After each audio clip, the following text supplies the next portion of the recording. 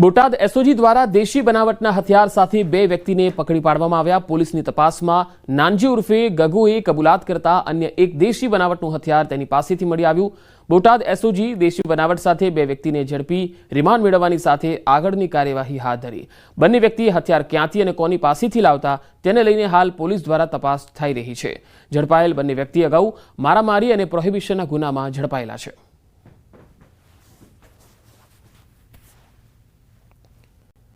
આ તરફ સુરતમાં ફરી ગાંજા સાથે એક આરોપી પકડાયો છે। No drugs in Surat city અંતર્ગત કાર્યવાહી થઈ। ઈચ્છાપુર પોલીસે બાતમીના આધારે દરોડા પાડ્યા। 40,000નો ગાંજો શોધી કાઢવામાં સફળતા મળી। દરોડા પાડી 4.04 કિલોગ્રામ ગાંજો જપ્ત કરાયો। આરોપી રામજી બેનબંસીની ગાંજા સાથે ધરપકડ કરાઈ। 50,400ની મત્તાનો મુદ્દામાલ જપ્ત કરાયો। તેઓને મળેલી બાતમીના આધારે મુરા ખાતે આવેલ તપોવન સોસાયટીના પ્લોટ નંબર 281 રૂમ નંબર 15માં રેડ કરતા એક આરોપી મળી આવેલ હતો। જે આરોપીનું નામ રામજી કમલેશ છે અને જે મૂળે મહારાષ્ટ્રનો રહેવાસી છે।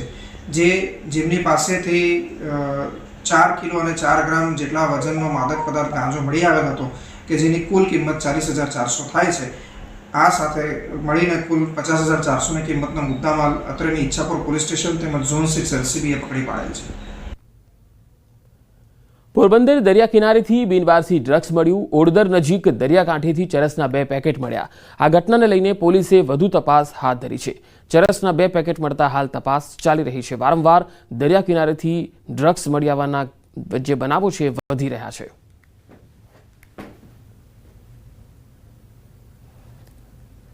મહેસાણા પૂર્વ ધારાસભ્ય બળદેવજી ઠાકોરની જીભ લપસી।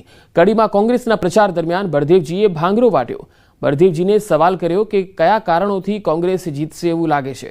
બળદેવજીએ જવાબ આપતા જીભ લપસી ગઈ। કોંગ્રેસે જે દાદાગીરી, નાના માણસોને હેરાન કરવાના અને જો હુકમી ચલાવતી હોવાની વાત કરી દીધી। શાળાની હાલત ખરાબ હોવાની વાત કરી। રાજ્યમાં બક્ષીપંચના કે ગરીબોના બાળકો ભણી ના શકે એવી પરિસ્થિતિ ઊભી થઈ હોવાની હૈયા વરાળ કાઢી। ગ્રાન્ટેબલ શાળાઓ બંધ કરવી, ગ્રાન્ટેબલ શાળામાં શિક્ષકોની ભરતી ન કરવી, કઈ રીતે સામાન્ય કુટુંબનો બાળક ન ભણે એવી સ્થિતિ ઊભી કરી છે। ભાજપના કડીમાં જૂથવાદ મુદ્દે પણ બળદેવજીએ કંઈ કહેવાનું ટાળ્યું। કડીની પ્રજાએ કોંગ્રેસના ઉમેદવારને જીતાડવાનું નક્કી કર્યું છે।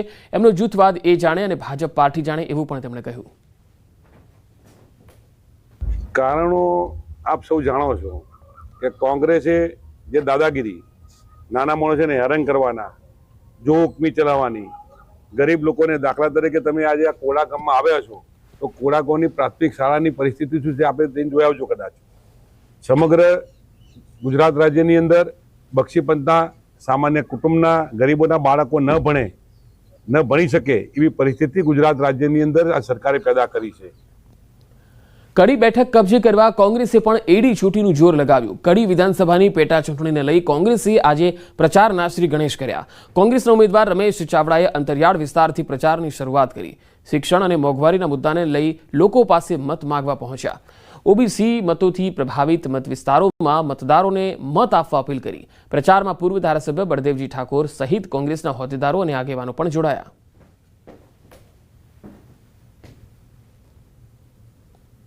આજે અમે કોંગ્રેસ પક્ષ તરફથી ચૂંટણી પ્રચારમાં આજે શ્રી ગણેશ કર્યા છે। અહીંયા મુદ્દામાં એક વસ્તુ ખાસ ઉભરીને આવે છે કે અહીંયા મોંઘવારી જબરજસ્ત છે। શિક્ષણ ખાડે ગયું છે એટલે મોંઘવારી એટલી બધી વધી ગઈ છે એની કોઈ સીમા નહીં। એટલે અમે લાગે છે કે આમાં અમે લોકો સક્સેસફુલ થશું અને લોકો જે પબ્લિક જે થાકી ગઈ છે એ લોકો અમને જંગી મતોથી જીતાડે। કોંગ્રેસના ઉમેદવાર તરીકે રમેશભાઈ ચાવડાને લઈ અને ગામડે ગામડે આજે પ્રચારના શ્રી ગણેશ કર્યા છે। આપ તમે જોઈ શકો છો, જો રમેશભાઈ ચાવડાને અને કોંગ્રેસના આગેવાનને અને કોંગ્રેસના અમારા ઉમેદવારને લોકો મળવા આવે છે। આવી દમ ધોકધોકતા તાપમાં પણ કોંગ્રેસના ઉમેદવારને મળી અને કોંગ્રેસના ઉમેદવારને જીતાડવા માટે આ વખતે કડી તાલુકાની પ્રજા એ કામે લાગવાની છે। તો કડી વિધાનસભાની પેટા ચૂંટણીનું ચિત્ર સ્પષ્ટ થઈ ચૂકેલું છે। ફોર્મ પરત ખેંચવાનો અંતિમ દિવસ હતો અને કુલ 18 ઉમેદવારોએ ફોર્મ ભર્યા હતા। અંતિમ દિવસે 10 ઉમેદવારે ફોર્મ પરત ખેંચી લેતા હવે 8 ઉમેદવારો ચૂંટણીના મેદાનમાં છે। ભાજપ, કોંગ્રેસ અને આપ વચ્ચે સીધી ટક્કર જોવા મળશે। આપણે કુલ 11 ઉમેદવારોના ફોર્મ માન્ય રહેલા. 11 ઉમેદવારોમાંથી ગઈકાલે 2 ઉમેદવારોએ ફોર્મ પરત ખેંચેલા. આજે એક ઉમેદવારે પોતાનું ફોર્મ પરત ખેંચેલ છે. હાલ કુલ 8 હરીફ ઉમેદવારો નું નામ ફાઇનલ થયેલ છે.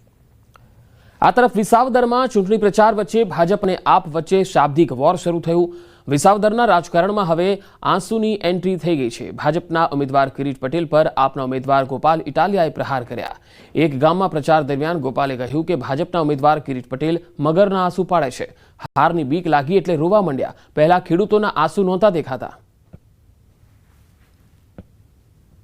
આક્ષેપ કરનારાઓને મારે જવાબ આપવો છે કે હું ઝેર પીને મરી જાઉં, પરંતુ ખેડૂતોનો 1 રૂપિયો જિંદગીમાં ન લો.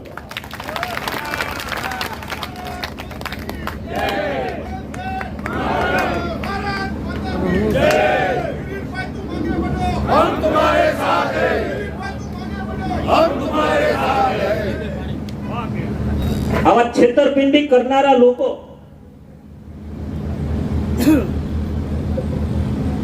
એને મેં સજા કરી છે કે કિરીટ પટેલ ખોટા આહુડા પાડે તો હાચા આહુડા જેના પડ્યા હોય એને દુઃખ તો લાગે જ ને.